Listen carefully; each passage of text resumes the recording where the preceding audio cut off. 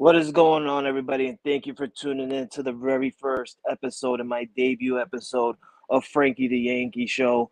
I couldn't be more pleased and I couldn't be more excited to be back here for you guys on my solo show. It's been a long time since I've done this by myself, but I am a master at this, and I feel like I'm gonna bring you guys the best show that you guys have seen.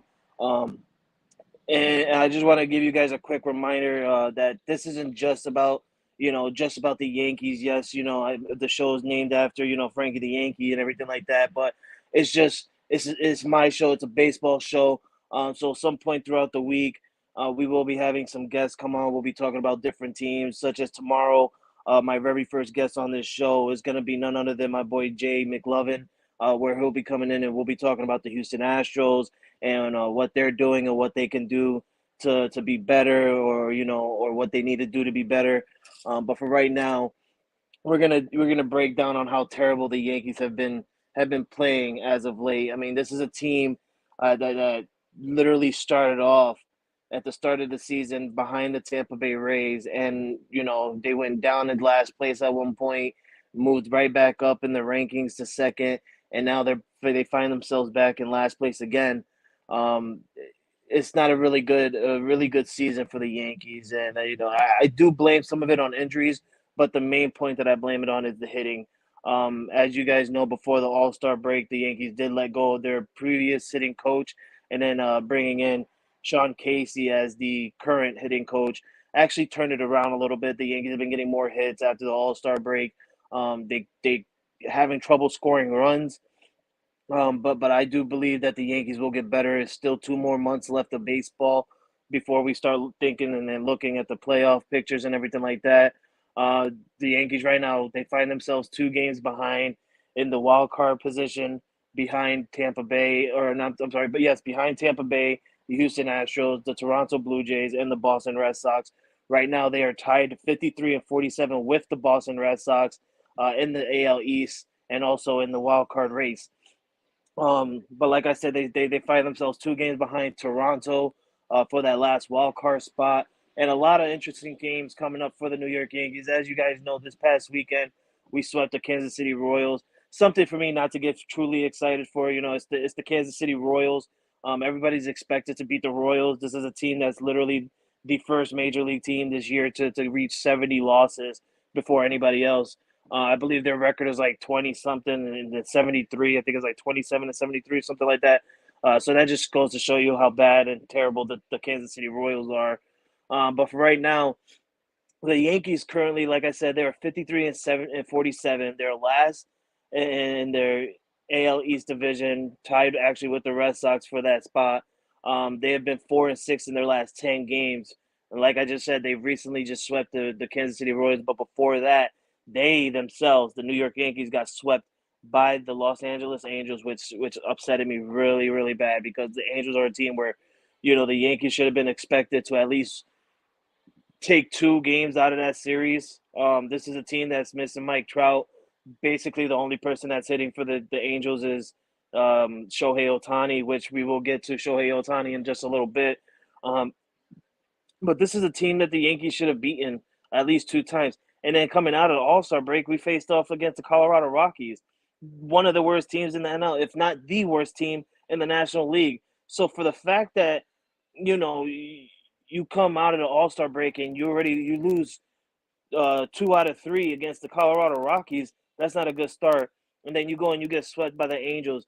You're going back home with a 1-5 record in the West Coast to teams that you should have beaten.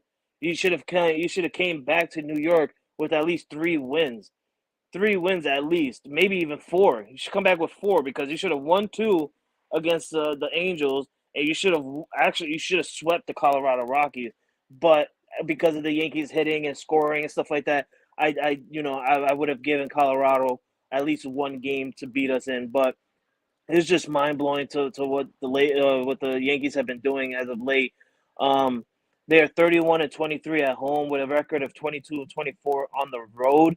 So we play better at home than we do on the road, and a lot of it's got to do with how the Yankee Stadium is built. It's not so big. It's not a big ballpark like what's that one like Texas Rangers. That's a big ballpark. Um, you got another big ballpark in the Arizona Diamondbacks. That's a big ballpark. So it's not a big ballpark. It's easy for the Yankees to go ahead and try and hit home runs. Like I said, they're 2 games behind the wild card for Toronto and tying with the Red Sox. They're 28th in batting, total overall as a team with a .231. That's horrible. Like I said, the Yankees have not been hitting the ball really well. But I'm hoping and slowly gonna see that they climb themselves back up to the race because Sean Casey hasn't been doing as bad. I gave him a slight chance in the first game after the All Star break, but now the Yankees have been hitting a lot really well as of late. So we'll see. We'll see what they keep doing within the weeks to come and days. Matter of fact, but like I said, it was the Kansas City Royals this past weekend, so we can't say much on that. They are currently fifth. They're the current fifth best team right now in baseball with home runs. They currently have 141 home runs. Obviously, we're called the Bronx Bombers for a reason, right? This is a team that loves to hit home runs, and I feel like that's what's a little bit affecting on them in the bad part is because they force themselves to try and hit home runs, and I feel like if you can try not to hit more home runs than you're expecting to and try and get base hits, you have a better opportunity and a better chance to score runs. But this is what the Yankees are made for. They're called the Bronx Bombers. The top 5 teams in home runs right now, you got the Braves, the Atlanta Braves, my boy Logan Lander's team. The Atlanta Braves are leading the major leagues with 187 home runs, followed by the Dodgers with 162, followed by the Angels with 155, and I'm pretty sure it's mostly Otani, because the man's got like I think over 35 home runs already, on pace to actually try and beat Aaron Judge's record from last year. So we'll keep an eye on that through the season. And then in fourth place, you got the Tampa Bay Rays, the hottest team in baseball at the start of the season. Now slowly digressing to being like that mediocre team that we all expected to, especially me. I expected the Rays to look like this.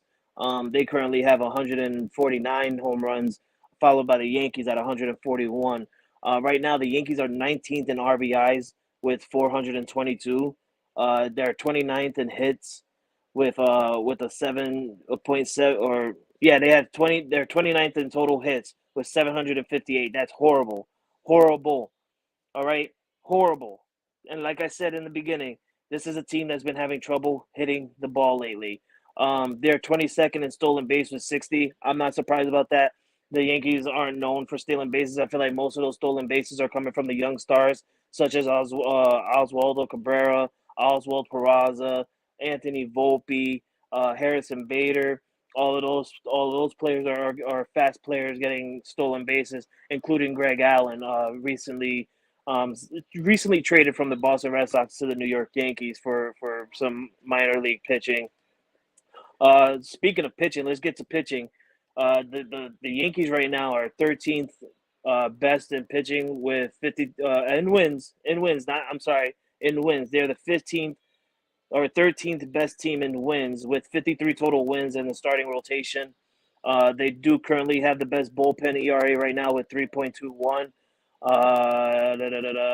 We are eighth in ERA with the starting rotation. We are eighth in ERA with a 3.87.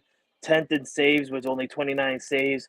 We have 12. We're 12th total in strikeouts with only 874, and 21st in quality starts with only 30. So the Yankees bullpen isn't looking too bad. The bullpen is actually great. They have been giving up a lot of hits as of late and a lot of runs in the last couple of games, but they're still holding on to that best ERA record at the moment.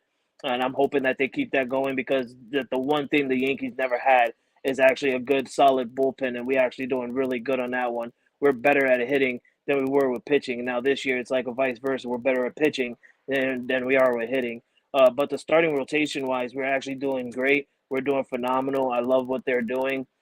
We can do a little bit better. We can be a little bit better. We have, like I said, we have some injuries with our starting rotation. Frankie Montas being out, Nestor Cortez slowly coming back into the lineup. Um, Carlos Rodon was out for basically the entire start of the first half of the season. So we're slowly progressing there to where we want to be. Our leaders on the team basically right now is Gleyber Torres, Anthony Rizzo, and the reason I say that is let me break down the stats for you. Gleyber Torres leads the Yankees in a batting average of a .264. Aaron Judge still holds the lead of home runs for the Yankees at 19, which is mind blowing. That clearly shows you guys everything right there. Aaron Judge has been injured for almost 2.5 months, and he still leads the Yankees with only 19 home runs. So, and then you got Gleyber Torres, who's leading with the RBIs. He has a total of 43 RBIs for the Yankees. Anthony Rizzo is the best on base percentage player right now with a .338. And then you got again Gleyber Torres with only 98 hits, total hits overall for the Yankees. So it just goes to show that those two players, minus Aaron Judge being out, those two players are trying everything they can. And Anthony Rizzo has been in a slump. He has been a slump. He's been in a slump since May 20th. May 20th. Back then in May 20th, we were going up against the Cincinnati Reds. Anthony Rizzo was hitting over 300. He had 11 home runs, and he was phenomenal. He was doing great things, Anthony Rizzo. He was on an MVP caliber level, especially for a first baseman at his age. He was doing phenomenal things. Um, then he gets hurt by Fernando Tatis Jr., almost taken off his head, and when we had to go up against the Padres. Um, Anthony Rizzo comes back out of injury after the Seattle break, and he just wasn't the same. But, ladies and gentlemen, Anthony Rizzo had finally done it. He finally did it. He found his swing. Yes, Jay, he found his swing yesterday against the Kansas City Royals. Anthony Rizzo went 4 for 4. He got in 3 runs, 1 home run, and 2 RBIs. Put his batting average back up to a .257. He ended his 45-game home run missing streak. The man has not hit in a home run in 45 games. That's dating back to May 20th against the Cincinnati Reds, like I said. And Anthony Rizzo finally got his home run. I was super excited. I was super pumped.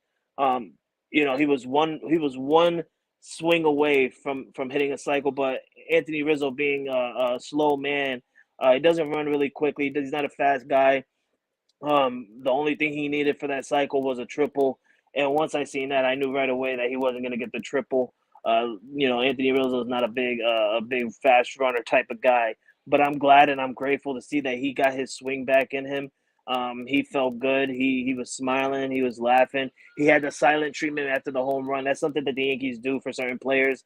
They give him the silent treatment, and then when he goes up to the little cameras and says thank you and stuff like that, everybody pounce on him like they're a bunch of cheetahs and stuff like that. It was real funny. It had me laughing. But yesterday's game against the Kansas City Royals, this was our current lineup. We had Jake Bauers, Gleyber Torres, Giancarlo Stanton, Anthony Rizzo, DJ LeMahieu, Harrison Bader, Billy McKinney, Oswald Peraza, and Kyle Higashioka. Uh, Jake Bauers went 1 for 3 with 1 run, no home runs, and 0 RBIs. He's hitting at a .226. Greg Allen pinch hit, or actually he pinch ran for Jake Bauers late in the I think it was like the 8th or 7th inning. But he had a time to come up and bat. I think it was in the ninth. He went 0 for 1 with 0 runs, 0 home runs, 0 RBIs. He's hitting a .200. Gleyber Torres 1 for 3 with 1 run, 1 home run, and 2 RBIs last night. He's hitting at a .264. And Gleyber Torres did leave the game with an injury. It was a hip strain or something like that. But I do believe that he'll be okay. No major news as of yet of him going on the injured list. I'm hoping he doesn't, because this man is hitting on a 13-game hitting streak. He's actually turning himself around, and he's actually turning the Yankees around with his base hitting and his home runs and scorings. Anthony Volpe actually came in late in the game. He actually had a day off, but he came in late in the game to pitch hit for Gleyber Torres. He went 0 for 1 with 0 runs, 0 home runs, and 0 RBIs. He's hitting at a .209. That's it's getting a little bit better as the last couple of weeks. He was under I think it was 190, and he's slowly getting up there, slowly getting his hits. He's finding his hits. He's finding his stance again. He's finding his rhythm. So I'm still waiting to see what he's gonna do. Giancarlo Stanton, 2 for 4. Now, let me say something real quick before I get to Stanton's stats. I'm not a huge Giancarlo fan anymore. I was huge on Giancarlo Stanton coming with the Yankees when we signed and when we trade for him and stuff like that. I was huge. I have been off the Giancarlo Stanton train for nearly 3 years now. This is a man who can't stay healthy. This is a man who basically is always DHing. He always, strikes out, grounds out, pops out. He's always getting out. He's never getting on base. And, he'll get his home runs here and there. Um, Last year, he had a good start to the season, hitting home runs left and right. But what happened? He got injured, hurt himself. Great. This year, hurt himself. Great. So I'm at the point now when when Giancarlo Stanton is he's getting hits and he's getting home runs. I don't celebrate. I don't celebrate like all the other Yankee fans on TV or all the Yankee fans that'll be around me and stuff like that. I don't celebrate. I'm sitting there and I say, okay, that's cool. He got a home run. Is he going to do it again later on? Is he going to do it again tomorrow? Is he going to do it again in 2 days? Because you never know what you're going to get out of Stanton. You can get one wonderful game out of Stanton, and then the next day he can go 0 for 4. Then the next day after that, he can be injured. Like, you never know with Giancarlo Stanton. So I don't keep my hopes up for him. But he did good yesterday. He went 2 for 4 with 1 run, no home runs, and 0 RBIs. He's sitting at a .207. That's something that's really low for Giancarlo Stanton. I think he needs to turn that around to get his batting average up. This is a guy that should be hitting at least 250s, 260s. But right now he's at a 207. I got a Rio over here saying Juan Soto to the Bronx, Frankie. I mean, I'm going to be real with you, Rio. Juan Soto is my third option for the Yankees to try and get for the trade deadline. And if you see me last week, I was on the afternoon show, and I was talking with Mike Hughes, who's a Chicago Cubs fan, my boy Mike Hughes. I told him the 3 men I want in order from 1 to 3. I want Cody Bellinger from the Chicago Cubs, absolutely phenomenal. I like Cody Bellinger. He's a great player. He's a great hitter. He's doing fantastic things with the Chicago Cubs. Shohei Ohtani at number 2. And then I want Juan Soto at number 3. And the reason why I want Juan Soto at number 3 is because Juan Soto is not playing the way we all expect a Juan Soto to play at. Right? He's not having that good year with the San Diego Padres than what he did when he was with the Washington Nationals, or even in the start when he got traded to the San Diego Padres. So I'm not real big on the Juan Soto thing. He's like I said, he's my third option. But the main attraction that I'm looking at, and the main attraction that I want the Yankees to go for, is Cody Bellinger. And I hope that Brian Cashman and everybody else, they looked at him when the Chicago Cubs came to the Bronx before the All-Star break, and Cody Bellinger just had a monstrous game. This is somebody, every time a team hits a home run on my guys, I get upset. This is someone who was getting home runs on my guys, and I was not getting upset. I was loving it because I'm over here saying, Brian Cashman, look at what he's doing. He loves to hit in the Bronx. If he loves to hit in the Bronx, go and get him, because this man is going to hit for you. He's going to get you hits. So you don't like the upside with Soto? Nah, man, listen, I'm not saying that Juan Soto is bad or not. I'm just saying Juan Soto's not having a good year this year. He's really not. And I feel like that's going on a lot with a bunch of big star players. A bunch of big star players this year are not getting, or are not looking really good. But that's just my opinion. Anthony Rizzo, let me go back to the stats. Anthony Rizzo, 4 for 4, 3 runs, 1 home run, 2 RBIs, hitting at a .253. DJ LeMahieu went 1 for 3 with 1 run, no home runs, 0 RBIs. He's hitting at a .233. Harrison Bader went 1 for 3 with no runs, no home runs, and 1 RBI. He's also hitting at a .249. Billy McKinney. I love Billy McKinney. I love him. I remember when the Yankees drafted him back in the day, but then they came and they got him back this year. Billy McKinney he's a surprising cat for the New York Yankees. But yesterday he went 0 for 2 with 1 run, 0 home runs, 0 RBIs. He's hitting a .247. Oswald Peraza, this is someone who actually, when he got called up, he had a really great start to his Yankee season this year. He got called up during the Colorado Rockies game, and he went, or no, it was the Los Angeles Angels game. I apologize. He went 4 for 4, or actually he went 1 for 1. He got on base 4 or 5 times because he had 4 walks and one single. But yesterday he had a 1 for 4, 0 runs, 0 home runs, 1 RBI. He's actually hitting a .187. But like I said, it's because he wasn't with the Yankees all season long. He just got called up by the Yankees from AAA. So if he gets more at bats, he gets more hits and stuff like that, I feel like his batting average is going to go up and it's going to be better than what it is. Kyle Higashioka, our catcher, he went 0 for 3 with 0 runs, 0 home runs, and 1 RBI. He's actually hitting a .223. I actually like Kyle Higashioka. You don't expect a lot from catchers to hit well, but Kyle Higashioka is one of those people that he surprisingly catch your eye. I think Kyle Higashioka is a good player and a great catcher. Um, I would like to see more out of him. Our next games, ladies and gentlemen, our next game, we do have a day off today. Thank God, I can rest. I don't have to be shocked, be surprised, get hyped. Nothing. I can sit down and just relax. Our next game is Tuesday and Wednesday against the New York Mets. That's right, Subway Series coming to you guys on Tuesday and Wednesday. Can't wait for that one. Um, I do expect the Yankees to at least take one. Hopefully, we can take two. We definitely need to take two if we want to turn our season around. This is a team that just got crazy annihilated by the Red Sox last night. That's at home.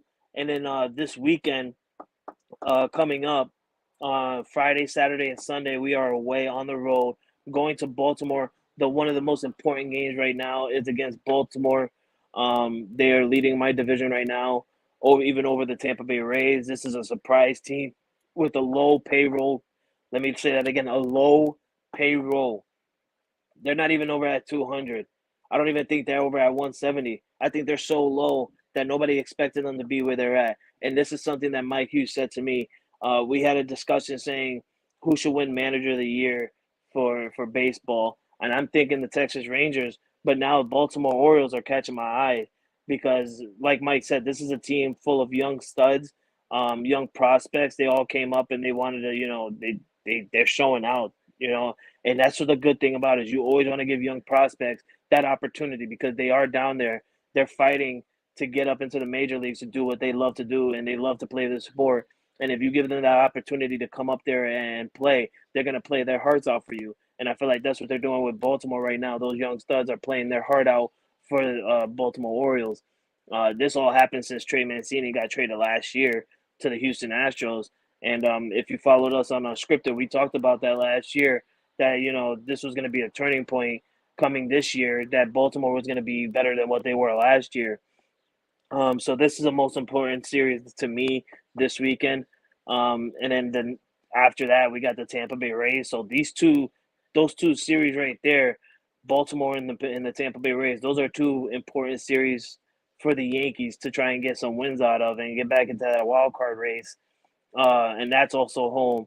And then after that, you're gonna have a war with me and my boy Jay McLovin on a 4-game series at home against the Houston Astros Thursday, Friday, Saturday, and Sunday. I can't wait for that one. Me and Jay are gonna go at it. But like I said, Baltimore and Tampa are the important ones.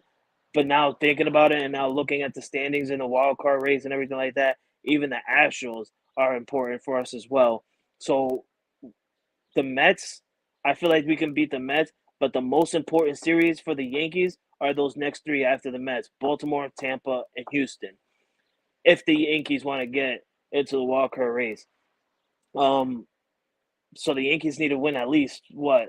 That's 3-3-4. So the Yankees got to get it at least 2 from Baltimore, at least 2 from Tampa, and at least 3 from the Astros. If they can tie a series with the Astros, that's even okay. I would like that. I would take 2 out of 2 or 2 out of 4. I apologize. But if we can get 3, that'll be even better. That'll get us back into the wild card jump, especially getting up there and being over the Red Sox, over Toronto, over Houston.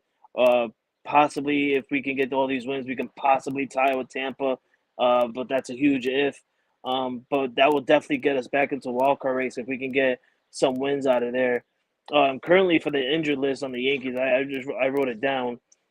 Um, the Yankees injury list is insane. It's mind blowing. Like we started off the season with 13 players, but now it's slowly getting down. The list is getting slow, a little bit less. Um, the major number one guy on the list, Aaron Judge. Aaron Judge is on that list still with the torn ligament in his toe.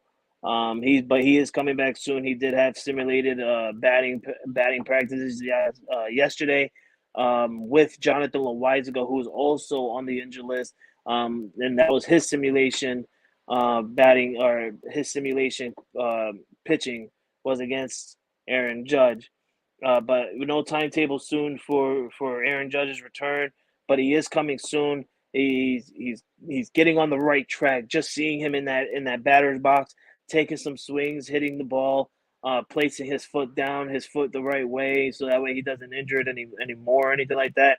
It's a right direction, and I do believe that Aaron Judge is going to come back soon, sometime by the end of this month, if not sometime in the beginning of next month. I expect Aaron Judge to be back. Willie Calhoun is coming back as well. He's over there in a rehab assignment with the AAA, so he should be back soon.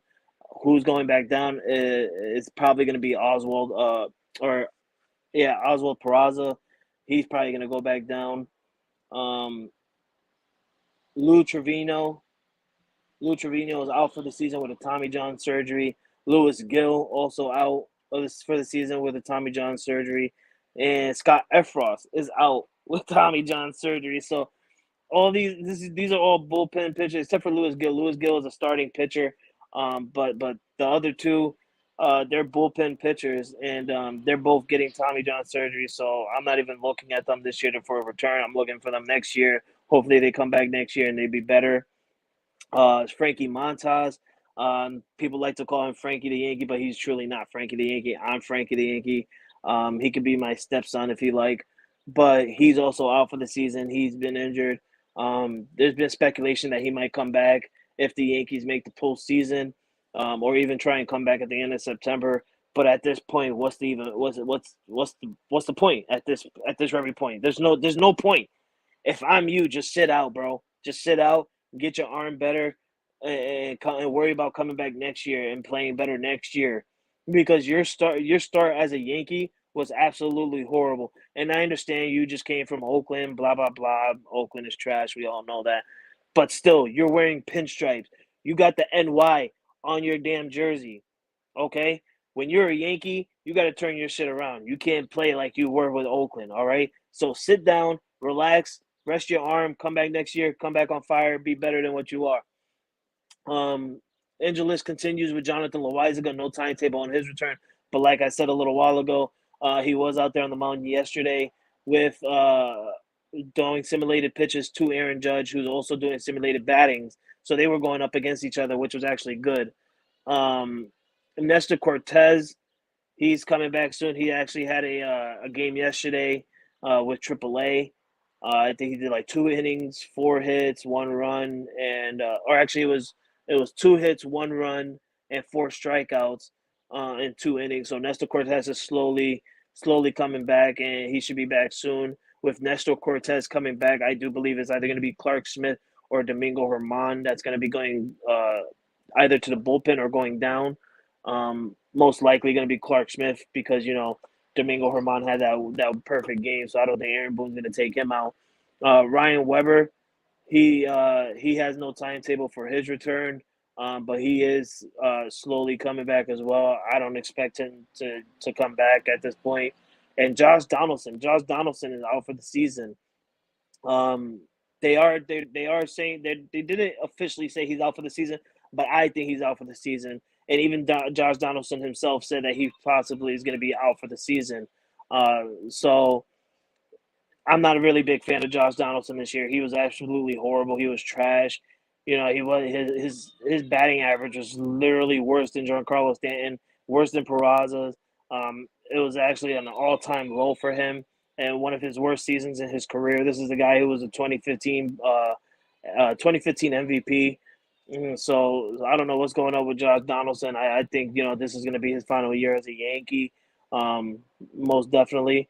But I want to before I get out of here, I want to get my bullpen rankings in. The Yankees do have the best bullpen currently still in baseball with the ERA of 3.21, the best. It's followed by the Brewers, or no, not the Brewers. I apologize. Followed by the Braves with a 3.50. At third place, you got the Cleveland Guardians with a 3.55. In fourth place, you got Minnesota Twins with a 3.57. And then in fifth place, you got the Houston Astros, the defending champions, with a 3.65. The one thing that catches my eye with the Houston Astros, that bullpen. That bullpen is what catches my eye because last year the Astros had one of the best bullpens in major leagues. And for them to be in the fifth, they're still good. I'm not saying they're not good. They're still good. You're top five with a 3.65. That's still good, but that's catching my eye more this year than it was last year. And if the Yankees, when the time comes and the Yankees play the Astros, if we can do something about that bullpen and take apart that bullpen, I have real strong faith in the Yankees winning that series against the Astros. But like I said, I wouldn't mind even taking two out of that and tying it up with the Astros. That still helps out. But that's really eye catching for the Astros to have a 3.65. My boy Jay McLovin, if you guys have, he's a diehard Astros fan, and even him himself knows that his bullpen should be better than what it is.